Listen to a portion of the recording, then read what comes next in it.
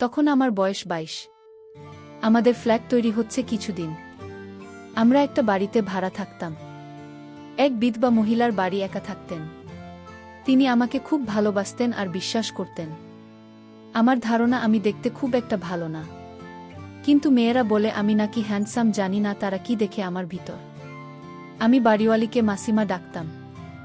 একদিন আমাকে ডেকে বলল, তমাল, আমার এক বোন থাকে মুর্শিদাবাদে, অনেক দিন তার কাছে যায় না, আমাকে একটু নিয়ে যাবে? বাবা, বললাম যাব। মাসিমা রওনা হলাম তাকে নিয়ে। মুর্শিদাবাদ ট্রেন থেকে নেমে থামলাম লালবাগ, মাসিমার বোনের বাড়ি। মাসিমার বোন ও বিধবা, তার 2 মেয়ে আছে। কেয়ার বয়স 20 বছর আর জুথি 18 বছরের। মাসিমাকে পেয়ে সবাই খুব খুশি। তার বোন তো বকবক করেই চলেছে, কে আর জুথিও কথা বলছে, কিন্তু আর চোখে আমাকে দেখছে। মাসিমা আলাপ করিয়ে দিল, এর নাম কিংসুক, ডাকনাম তমাল। শুনতে পেলাম জুথি বলছে তমাল না মাল। কেয়া কথাটা শুনে মুচকি হেসে জুথিকে বলল, চেঙ্গিস খান মুখে বলল, হাই তমালদা, ভিতরে আসুন। এইভাবে প্রথম আলাপ শেষ হল। দুপুরে খাওয়া দাওয়া শেষ হলো। বাড়িটা দোতলা। মাসিমার আর্থ্রাইটিস, তাই নিচে থাকেন 2 মেয়ে, উপরের 2 ঘরে থাকে। আমাকে কেয়া তার ঘরটা ছেড়ে দিয়ে জুথির রুম শেয়ার করল। মেয়েদের ঘরে একটা মেয়েলি গন্ধ থাকে। আমি রুমে ঢুকে সেটা টের পেলাম। কেমন জানি অনুভূতি হলো। Single bed, reading table, attach bathroom, একটা আলনা, ওয়ার্ড্রোব আর একটা বইয়ের আলমারি। আমি আমার সুটকেস খুলে টাওয়েল আর পায়ে জামা বের করে বাথরুমে যাব। ফ্রেশ হতে দেরি হয়ে গেছে বলে আগে লাঞ্চ করে নিয়েছি সবাই। এমন সময় কেয়া এসে বলল, আপনারা আসবেন, আগে জানতাম না, তাই রুমটা ফাঁকা করতে পারিনি। একটু মানিয়ে নেবেন। বললাম, না না, আমার কোনো অসুবিধা হবে না। সন্ধেবেলা জুথি এসে বলল, চলুন তমালদা, বেরিয়ে আসি। হাঁটতে হাঁটতে হাজারদুয়ারির দিকে গেলাম। 2 বোনের সঙ্গে কেয়া বা পাশে আর জুথি আমার ডান দিকে হাঁটছে। একটু পরে একটা ফাঁকা জায়গায় এল। জায়গাটা অন্ধকার, আবছা আলো রয়েছে। অন্ধকারের সুযোগে জুথি আমার ডান হাতটা ধরল। আমার অস্বস্তি বোধ হওয়ায় ও টের পেলেও তবুও হাত ছাড়ল না। কেয়া বলল, তমালদার গার্লফ্রেন্ড কটা? বললাম, নেই। শুনে 2 বোনই হেসে উঠল। বলল, বিশ্বাস করি না। এই রকম কথা বলতে বলতে হেঁটে চলেছি। কিছুক্ষণ ঘুরে বাড়ি ফিরলাম। নিচে বসে সবাই চা খাচ্ছি। কেয়া বলল, আমি ফ্রেশ হয়ে আসি বলে চলে গেল। আমরা গল্প করতে থাকলাম।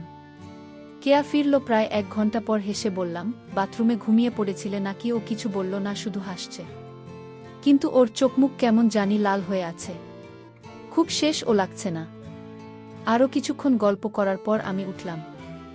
রুমে গিয়ে ফ্রেশ হব বলে রুমে ঢুকে একটা মেয়েলি গন্ধ পেলাম। বুঝলাম ফ্রেশ হতে কেয়া এই ঘরেই এসেছিল। বাথরুমে ঢুকে বুঝলাম কথাটা সত্যি। সালবার কামাইজ আর পাশে ছোট পোশাক ঝুলছে। খুব অবাক হলাম। এগুলো তো ধুয়ে রাখার কথা, আর না হলে ও এখানে রাখবে কেন? নিজেকে সামলাতে পারলাম না। কাপড়গুলোতে পর্যবেক্ষণ করতে লাগলাম। দারুণ একটা সুগন্ধ আছে। হঠাৎ কে যেন দরজায় নক করল। এবার কি আপনিও ঘুমিয়ে পড়লেন নাকি? জুথির গলা বলল, দিদি, ওর কাপড় ফেলে গেছে, আমাকে নিতে পাঠিয়েছে। বললাম, আসছি দাঁড়াও। তাড়াহুড়ো করে ফ্রেশ হয়ে বাইরে এলাম। দেখে জুথি দাঁড়িয়ে আছে। বেরোতে বলল, কি করছিলেন এতক্ষণ? কাকে ভেবে আদর করছিলেন? কান গরম হয়ে গেল। বললাম, ধুর, কি যা বলো। ও কিছু না বলে কাপড়গুলো নিয়ে চলে গেল। এমন সময় কেয়ার গলা পেলাম। বল, জুথি, তমালদাকে নিয়ে খেতে আয়, ডিনার রেডি। জুথি চমকে উঠে কাপড় ঠিক করে নিল। মুচকি হেসে বলল, ডাকাত। আমার শুকনো মুখ দেখে বলল, আছেন তো কিছুদিন, সব খাওয়াব, এখন খেতে চলুন। আমি চোখে মুখে জল দিয়ে খেতে গেলাম।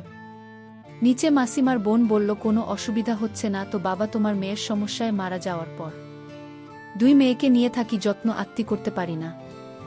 ডাল ভাত পেট ভরে খেজো বাবা। মুখে বললাম, নানা। মাসিমা কি বলছেন এসব? আপনি এসব নিয়ে ভাববেন। মা খাওয়ার পর হাত ধুচ্ছি। জুথি এল হাত ধুতে। ফিসফিস করে বলল, ছাদে যান, আমি আসছি। আমি হাত ধুয়ে রুমে এসে সিগার নিয়ে ছাদে এসে ধরলাম। মিনিট 15 পর জুথি এলো। জুথি বলল, শুনুন, এখন হবে না, রাত। এসো, দরজা খোলা রাখবেন, আমি আসব। আমি বললাম, আচ্ছা। আর জুথি মুচকি হেসে চলে গেল। এরপর আমিও কিছুক্ষণ পর ছাদ থেকে নেমে রুমে গেলাম। এতক্ষণে রুমটা ভালো করে দেখার সুযোগ পেলাম। ঘুরে ঘুরে সব দেখলাম। হঠাৎ দেখি বইয়ের আলমারি, তার একটা পাল্লা একটু খোলা। প্রথম যখন দেখেছিলাম তখন বন্ধ ছিল। মনে আছে কেউ এটা পরে খুলেছে। অনেক ম্যাগাজিন আছে আর এক পাশে ছোট ছোট পঞ্জিকা সাইজের অনেক বই। একটা বই নিয়ে খুললাম। নিজের চোখকে বিশ্বাস করতে পারছি না, সবগুলো গল্পের বই। ওরা এগুলো পরে ভাবতেই অবাক হয়ে গেলাম। ভাগ্যকে আর একবার ধন্যবাদ দিলাম। টিউরটা জমবে ভালোই বন্ধুরা, তোমরা নিশ্চয়ই বুঝতে পেরেছ কেমন বই। আমি উপরের একটা গল্পের বই নিয়ে পড়তে শুরু করলাম। গল্প পড়তে পড়তে কিছু কাজও সেরে নিলাম। তারপর জুথির জন্য অপেক্ষা করতে লাগলাম। দরজা হালকা খোলা ছিল আর লাইট অফ করে চুপ অপেক্ষা করছিলাম। কখন ঘুমিয়ে গেছি মনে নেই। হঠাৎ কিছু একটা হাওয়াতে ঘুম ভেঙে গেল। চোখ খুলে দেখি জুথি এসে কিছু করতে চাইছে। আমি একটু অস্বস্তিতে পড়ে গেলাম। বন্ধুরা, ইউটিউবের কড়া নিয়মের কারণে স্বপ্নে যা দেখেছি তা সরাসরি বলা যাচ্ছে না। তোমরা কমেন্টে দেওয়া লিঙ্ক থেকে আমার ওয়েবসাইট ভিজিট করো, সেখানে একদম খোলামেলা গল্প দেওয়া আছে। সারারাত কাজ করে সকলে ঘুম ভাঙতে দেরি হলো। 9:30টায় জুথির ডাকে ঘুম ভাঙল। আয় তমালদা উঠোন, আর কত ঘুমাবেন, দুপুর হয়ে গেল তো। উঠে বসলাম বিছানায়, দেখি জুথি চা আর বিস্কুট নিয়ে এসেছে।